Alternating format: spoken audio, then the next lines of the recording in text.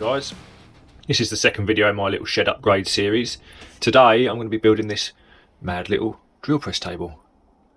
I've got to say, after I've been using it for a few days, it's increased the capacity of the drill itself significantly. Being able to tie pieces down so I can drill one-handed and get the vacuum in with the other makes it a lot cleaner in here. So far I'm really impressed.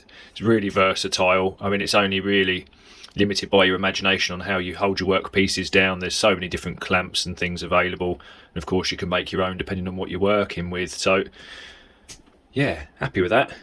Let's get into it.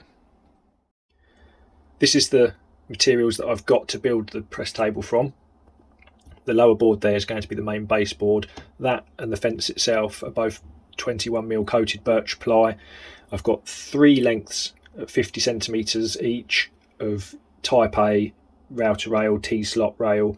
It's actually exactly the same dimensions internally as UIT rail and Anschutz accessory rail. This is what the Sacrificial Inserts are going to be made out of. This is called stockboard, and it's a recycled and recyclable plastic material. It's quite robust. I'm hoping that this is going to stay together better than a normal wooden sort of insert will do. Only time will tell, but I've got quite a lot of that. That's locked into 60 centimeter squares. I've got a few little squares and blocks that I'm going to use for stop blocks on the fence. These are the fixings that I'm going to use to hold the wooden table down to the actual bed of the drill itself. You don't need anything too fancy. I got those because they were red and they matched the rail, but any significant fixings, you could even actually wood screw it from underneath into some blocks. You don't need to get too carried away really. It's quite a straightforward thing. It's only going to get holes drilled in it ultimately, so I wouldn't go too mad. This is the drill that I'm going to be making the table for. It's a mid-1990s Draper machine. Actually runs surprisingly true. It's pretty robust and quite sizable for a small shed like this. But adding the drill press table onto here is going to make it that bit more versatile, especially when I'm doing batches of items. If I've got a number of holes to drill the same in a few different items, it's going to make it a lot more consistent. Just spend a few seconds setting it up before you do your run of them, and then they'll all be exactly the same.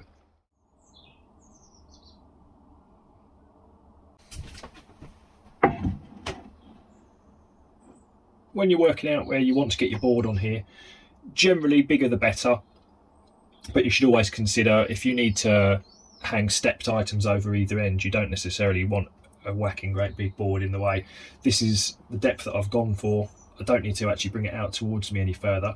What I will need to do though is radius this edge off, because I know for sure that when I get in the tool chest underneath that I'll end up clouting my head on this. So I'm going to put a radius on this front edge just so it's a little bit less leery.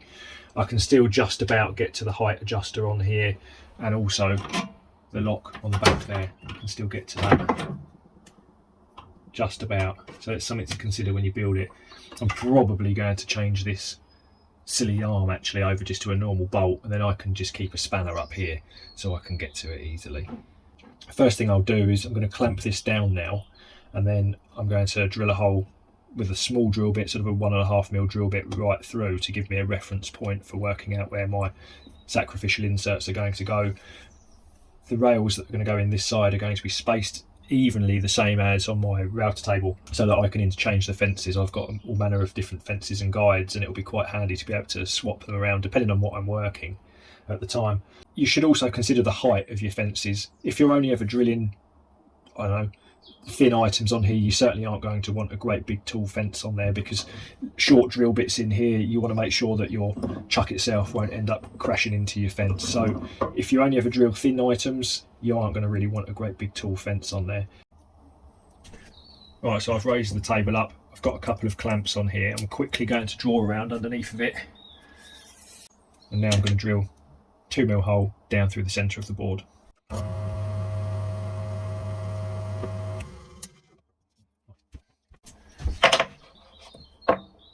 That's my little insert.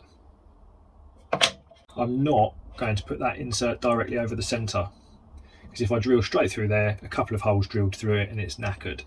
I'm going to offset the little insert back this way a smidgen, so once I've drilled a few holes in it here, I can take it out, I can spin it around. You can spin it around 4 times before then turning it over and turning it around again. So you don't really necessarily want to be drilling straight through the centre of it. You'll get much more life out of that if you offset the hole in there. Now the largest holes that I'm regularly drilling are 30mm. I don't really go any larger on this, so as long as I inset that 15-16mm from the inside edge, we'll be good to go. I'll mark it up.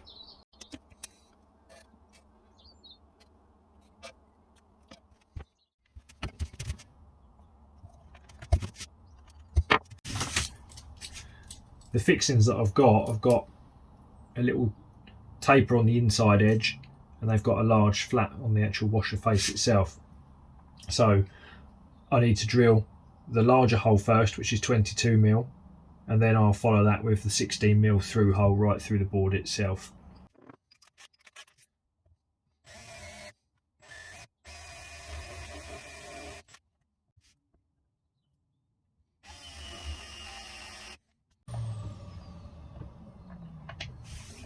Right, that's them holes drilled. They're a lovely fit in there. Now I'm going to go with the through hole with the 16mm.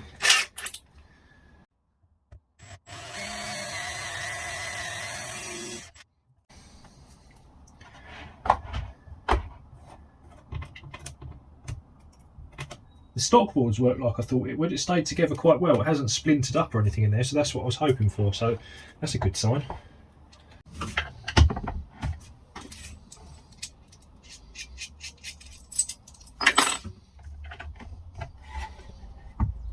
Two fixings in. They look pretty smart. I've got the little router table out. I've set the cutter. It's particularly shallow. It's only about 1.5mm deep at the moment, but the distance between here and here will give me the same sensors, so I can run my passes through like that. Same on the second side there, and then I can gradually bring this up to the 9.5mm protrusion, which is the depth of the rail. Let's get into it. That's probably not going to do an awful lot in that position, to be honest. I'll run it anyway. Ideally it needs to be up here, but I might have to make an extension for the table itself going down the line, because this is going to overhang the end of that anyway, so we'll see.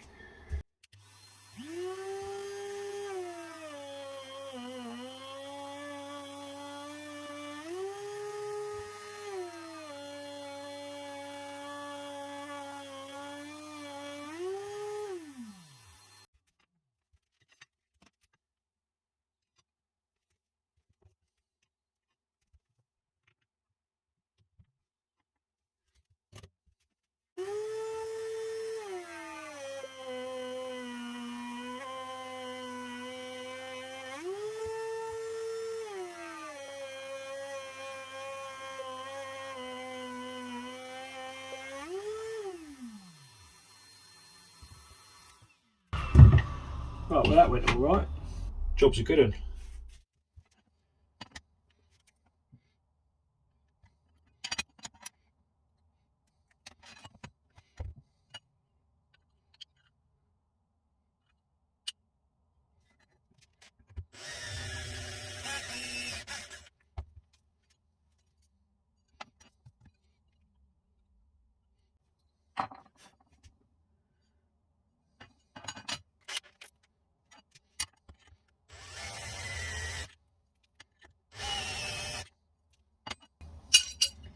That's how you do it. No burrs, no dodgy edges, no damage to the rail.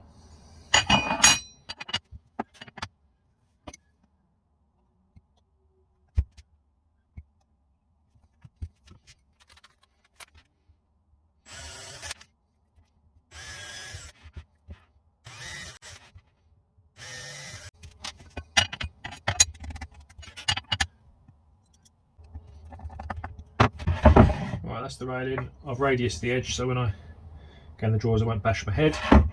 Next thing to do, I'm going to drill probably a 30mm diameter hole down through that little centre hole. I'll drill it halfway through from this side, I'll flip it over, and I'll drill halfway through from that side, so I've got nice clean edges.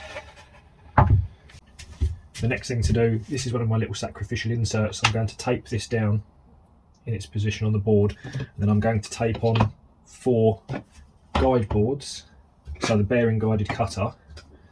Actually, I need to move that about a bit. So something like that, and once I've removed the insert, The bearing guided cutter will follow that inside edge on there. Let's get into it. Now I can push that out underneath. Now a bearing guided cutter will follow the inside edges of that. I'll set the cutter itself. I've got 21mm thick guide boards and this is 12mm thick, so I've got to go down to 33mm total protrusion of the cutter from the router base itself.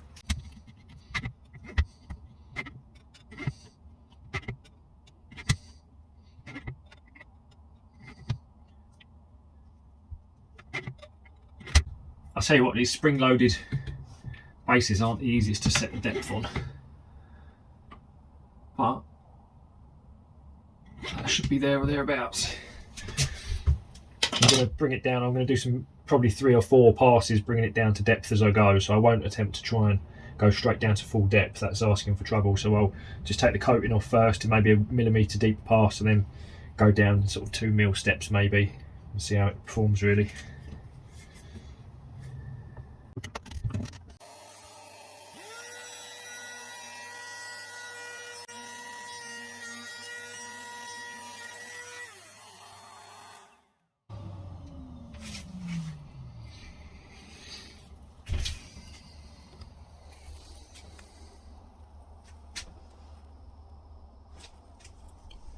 Right, that took a little while, but it's quite clean in there. I've got quite a large radius in each of them corners which I'll have to knock out with a chisel, so I shall do that now.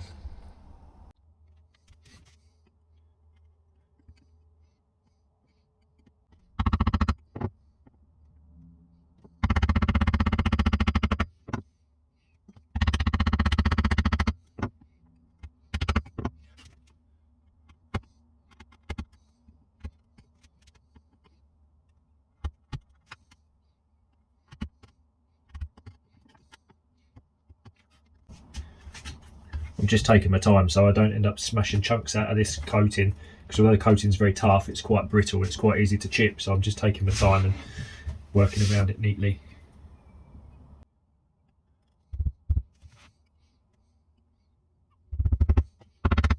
Right, that's some corners knocked out of there. It went fairly well. Got a little tiny chip there in the coating, but not too worried about that. The little inserts drop in nice and flush over the top. There's a little chamfer on the edge of the actual inserts themselves, so there is a little tiny gap here, but it doesn't machine that nicely when I cut it. It's always got a bit of a fuzzy edge, so I've just put little chamfers on the edges of all my insert blocks. But now for the moment is the lower portion done. Now it's time to get a bit more creative with the fence. Okay, so I've got the wooden table now fixed securely to the metal table of the drill. I have one of my extrusion fences on there at the moment. Now this will be the fence that's going to sit on here more permanently, but as you can see I've got a stop block just simply clamps down at the moment. The fence is secured with some rail nuts behind it, and this is going to be the new fence piece. I'm going to drill 2 7mm holes, one here and one here. Now they're evenly spaced from either end, so it's a good opportunity to show you how a stop block setup works. I've got the workpiece clamped, that's all clamped as well, so I'm free to turn the drill on, drill the hole, and then with my free hand I can get the vacuum in there, collect some of the dust and chippings.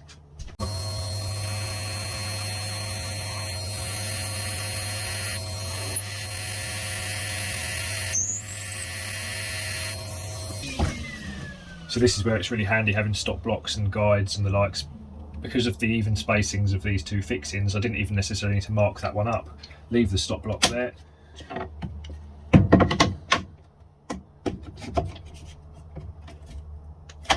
And away we go.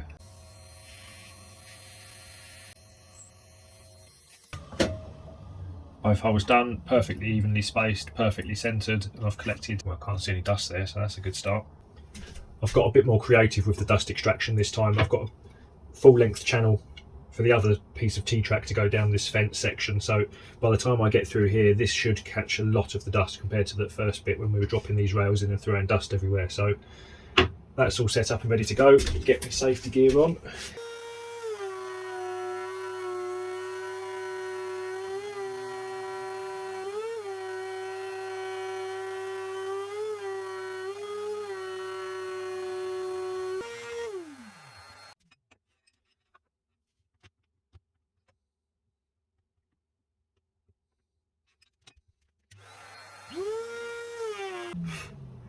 You can see where I've broken through the holes that I've got for the fixing through the top there. Now that's not actually a problem. What I'll do is put the rail in, screw it into position, then we'll put it back into the drill press where I've left all the stops all set up, and then we'll drill down through these holes again with a normal metal drill bit, and it will just take out a smidgen out the back of there and it'll be good.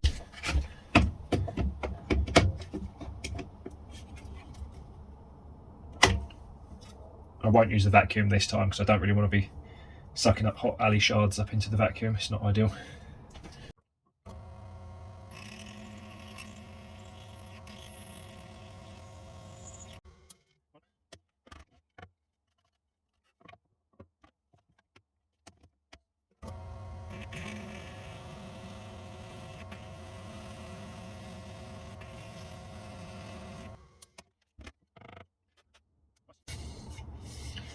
What I need to do, I'm just going to open up with a step drill this 7mm hole to an 8mm, and then I'll use the step of the 10mm just to put a little countersink on the edge of that hole, and that'll accept the shank of my rail nuts. So I'll go and do that now. There we go, that's the finished item. I've made a few extra stop blocks. They can slide in the rails. You can of course put them down on the base here. There's all manner of different sort of tie down clamps, all sorts available. I've got a few of my own design which I'll cover in a video further down the line, but I've got to say that's turned out pretty well. I'm happy with that. See you in the next one.